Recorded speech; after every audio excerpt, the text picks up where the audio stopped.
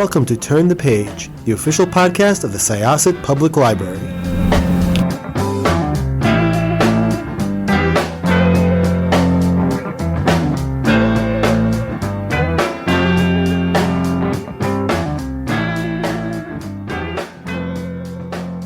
Hello, everyone. Welcome back to Turn the Page. I'm your host today, Jen, and today I am joined by a certified friend of the show at this point. This is the third visit. This author was here to discuss two previous fantastic novels, Woman in the Costello and Secrets of Rosebriar Hall, both absolute gorgeous novels.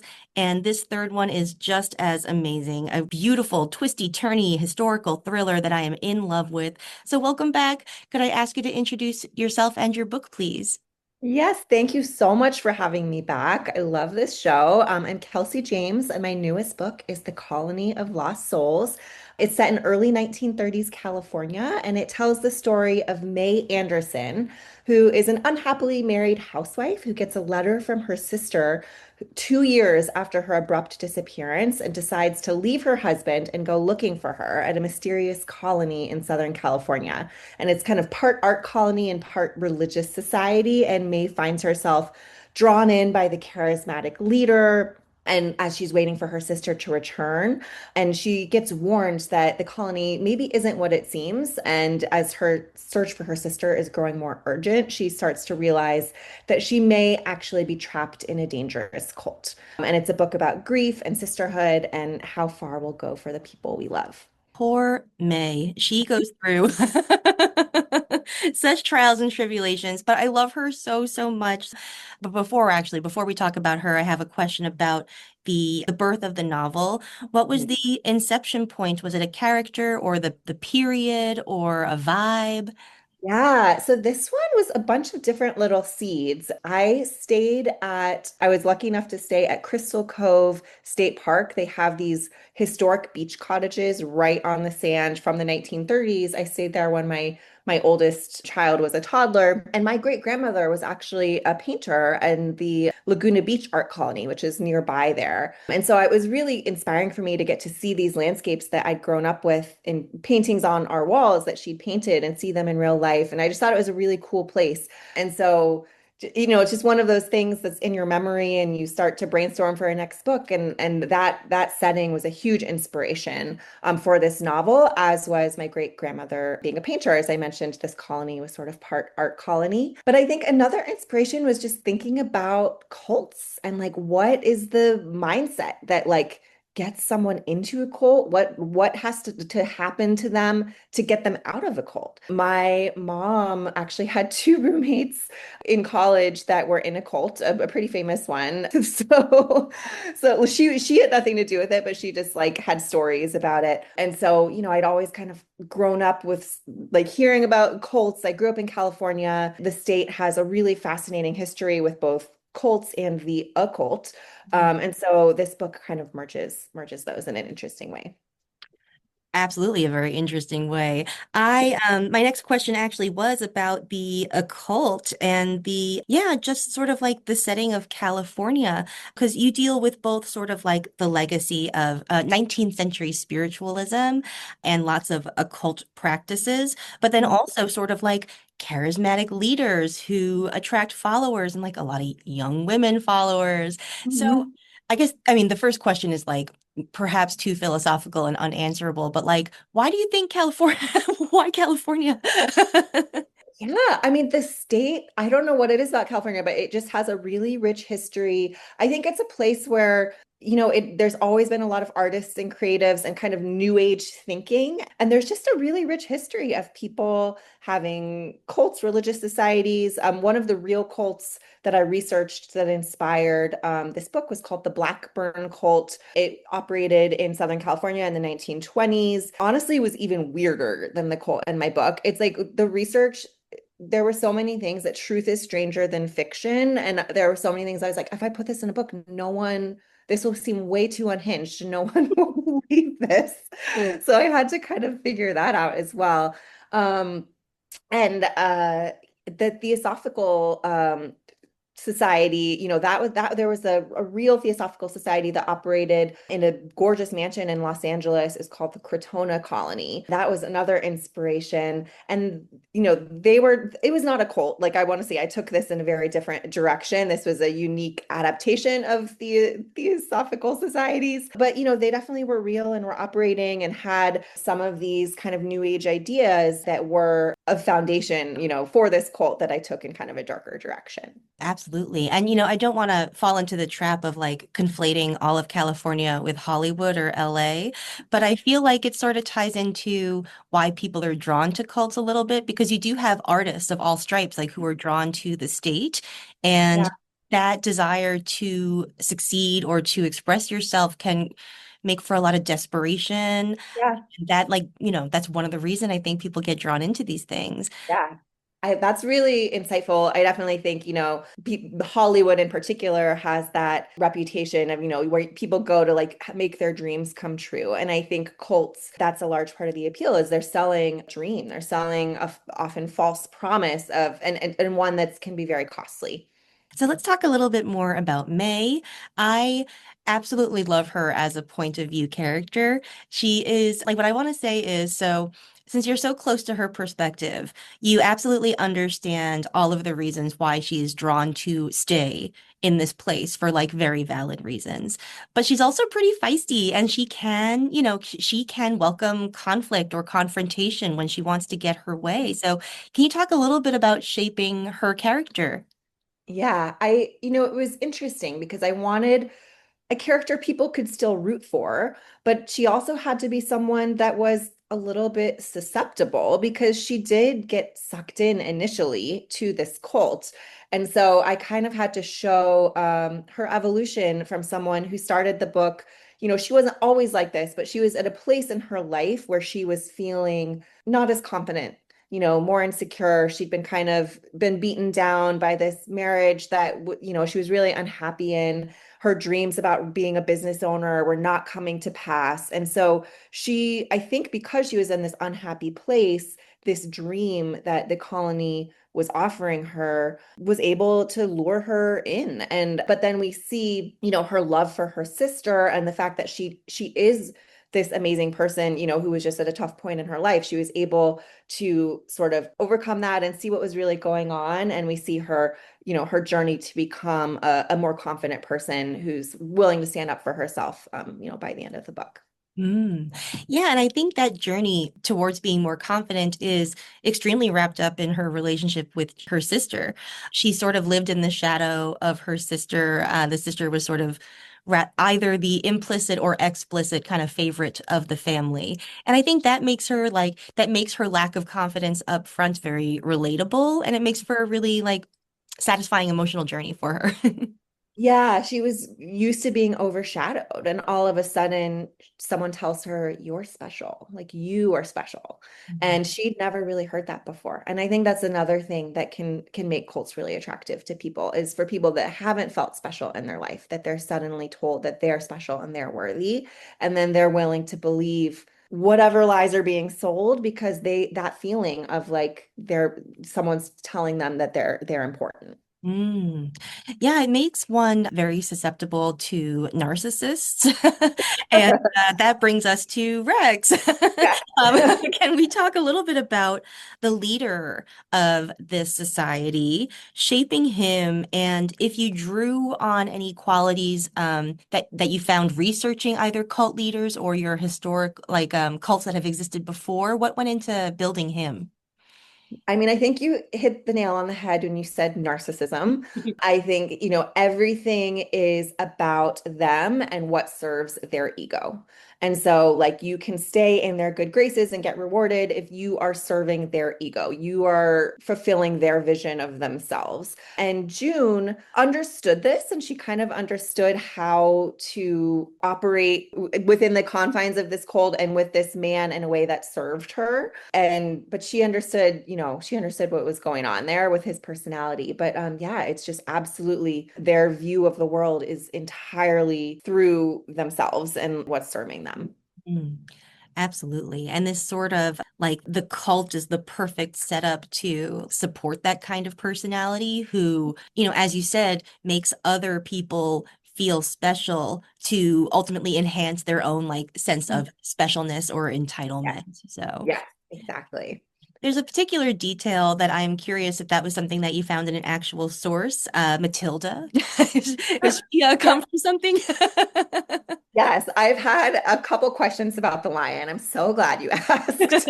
So Tippi Hedren, who's a famous actress you might know from Alfred Hitchcock's The Birds, and her daughter Melanie Griffith had a pet lion. There was a Life magazine photo shoot at their house with their pet lion. I don't remember when I first saw this, but I just remember my jaw dropping and I mean, this enormous lion was like swimming in the pool with, like by the pool with them, in their bed, like cuddling in the living room, like going in the fridge. I mean, just like a giant house cat, like very, very giant house cat. And I just couldn't believe what I was seeing. And it just kind of stuck in my head. And then another point of research. So Amy Crocker was a famous occultist and bohemian from California who really liked dangerous pets. In her case, it was snakes, and she like had a boa constrictor that she liked to snuggle with in bed. And so when I was just like, there's something about like weird pets and dangerous pets that just felt very appropriate for a cult, that it would just be surprising and but also like normalized in a way that it kind of makes you think things are being normalized here that are not normal. And so, yeah, I don't know. I just wanted there to be a pet lion, and there's a pet lion. I really love her presence, and I think she is such a big part of setting the mood and creating that sense of, yeah, surreality and also like a little bit of foreboding. The mansion itself is like, I hate to fall into that cliche of like, the setting is a character, but like, was when you were constructing, as it were, the mansion, you lean a lot into describing the architecture. It's like a Spanish Revival mansion, and it sounds Mhm. really beautiful. Is your descriptive settings, do you think that comes from your history as a travel writer? And what went into designing the mansion? Yeah. So yes, I was a travel writer and editor for many years early in my career, and setting is a really important part of all of my books, an important part of inspiration. I like describing settings, I guess, because I did it for so many years. So, but it is based on, it was inspired by a real mansion in Los Angeles. I mentioned Moorcrest, which was originally home of the Crotona colony. It's now private residence, but I was looking at pictures of it, and that definitely inspired how the mansion in the colony of Lost Souls looks, except I put it on a cliff on the ocean and kind of combined it with Crystal Cove State Park. As a writer, you get to do these things. You can use creative license, but those were definitely some of the sources of inspiration. And yeah, House is a character. I mean, my novels all do have Gothic undertones currently, and House as a character is a really important trope of Gothic, where you're thinking about the character's relationship to the house and to the setting, and it's really a reflection of them and their emotional state. So, when May first arrives at the mansion, the brightly shining lights, she says it's like a lighthouse, it's kind of like guiding her home. Like she's like, wow, this is the place that's going to save me. And obviously, her feeling and how the mansion is described changes as her feeling about it changes as well. Mm. I wonder too how much that sort of in the Gothic mode, particularly that house as character, you often do get sort of time switches, which you do see in this novel. You have flashbacks. And the house is sort of witness to all of Yeah. the things that happens inside its walls, and it sort of holds in a way the memory. I think that comes up a lot like in ghost stories in particular, like the living memories that the house holds. But yeah, I think it's wielded so beautifully here. Like, and it's really part of like why I think you can also understand May wanting to stay as long as she does, because it is this glamorous life that is so different from the like the boring sort of passive ritual of her previous life that she's leaving behind. Mm. Yeah, and I think those trappings of wealth, that's another thing that shows up in cults a lot as well, as you have to be seduced by this idea of wealth. And the Blackburn cult, part of they were telling everyone they were going to be rewarded with unimaginable riches as soon as, XYZ happened. And of course it never happened. But yeah, that's definitely something that, is part of the seduction. Absolutely. And I think it also accounts for why cults can get more desperate over time because like you Mhm. get bigger and bigger and you need more resources to support your colony. And so you're going to lean more heavily on those wealthy, you know, cult members that you have Yeah, recruited. Yeah. yeah, exactly. Wow. So, no spoilers, but miracles play a role in this book. And, I don't want to talk about really whether they exist or not, because that I think is sort of secondary to the thematic role that they kind of play. But I think like what I want to ask is why do humans need miracles? Even like in our super grounded age, like we still find miracles to be really important and they can make us do things that like take us outside our comfort zone. Yeah, I mean, I think part of what I wanted to show with the role of miracles, I think there's this idea too within the cult of like good things happen to good people, like you're deserving or special, as we talked about. And so it's sort of like whatever your thing is that you need, like we're going to make that happen for you because like you're special and like the magic will happen for you and it's not going to happen for the other people, just for you. And I think May is thinking, this is also, there's the depression going on and there's a backdrop to this book. And she's thinking, I've seen horrible things happen to really good people. So this isn't adding up for me. There's some cognitive dissonance here. You're saying good things always happen to good people and, they're going to get the miracles that they need. But what about the people who lost everything, who were wonderful people? And so that's, I think, also part of the unraveling for her. Yeah, I think that phrase in particular so beautifully encapsulates like the appeal of cults and the sort of like, the dirty under the hood sort of reality is that it sounds like a nice phrase on the top of your head. Good things happen to good people. That's positive, that's optimistic. But that flip side of that bad things Yeah. happen to bad people is victim blaming. And it absolutely is like a very subtle kind of like abuse or cult tactic. So Mhm. Absolutely. yeah. Um, just to go back briefly to the research that you did, I think I read in the author's note that you saw Madame Blavatsky's was it her Mhm. study? Yes. Can you talk about that and sort of how being in actual like spiritualist spaces manifested in the book? Yeah, actually, that was something the California State Library helped me with my research. One of the librarians there sent me a rendering of her like occult room that had this like little secret hidden like door to like help her do her cons basically. And so that inspired the fact that there was like this secret recess in the ceremony room in the mansion, because like this is what of course, like people that were like running these sort of miraculous events and cons, like they had mechanisms that they had to make them happen. And so seeing how she actually did it definitely was a fun piece of research to incorporate. In terms of being in spiritualist spaces myself, I'm trying to think. I don't know if I have I don't actually that's not true. I took a class in at summer college when I was in high school. I went to Stanford for the summer,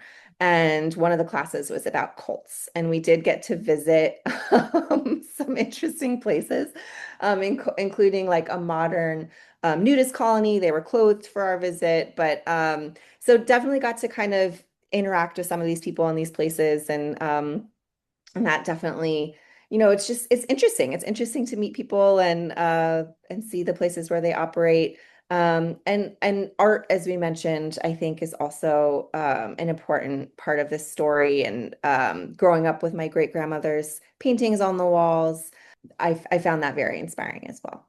Hmm. What was your grandmother's art like? You said she's an outdoors artist? Yes, exactly. Plein air painting. So they painted outside, and she was doing landscapes like of Southern California. Yeah. Wow. It's been, so interesting to sort of get under the hood of this novel. I am always really impressed by your process and the research that you do. And I think it all, like your research blends with just like really good, like thriller, keep you in your seat, like storytelling, abilities. So thank you so much for coming to share your novel again. It's been absolutely lovely talking to you. Thank you so much for having me. I hope people pick up this book, enjoy it. Always love to hear from you if you do. Yes. Listeners, so that means this is on you now. Please check out The Colony of Lost Souls. And if you haven't yet, check out Woman in the Costello and Secrets of Rosebriar Hall as well. It's just such a beautiful trio of historical thrillers with beautiful settings, protagonists that you really, really care about. And I just can't recommend it enough. So thank you so much for joining us. It is now time to close this chapter. It's time to close this chapter of Turn the Page. Join us for the next episode.